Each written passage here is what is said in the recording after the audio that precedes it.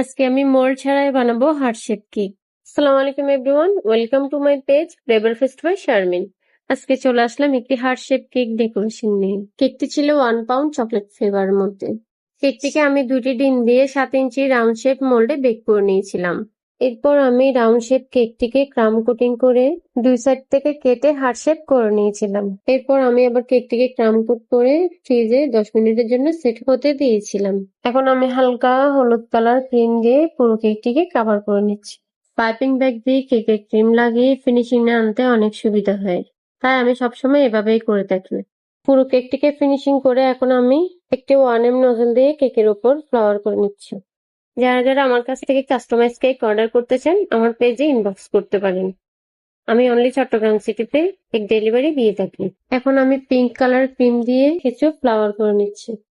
আজকের কেকটি কেমন লেগেছে কমেন্ট করে জানাবেন।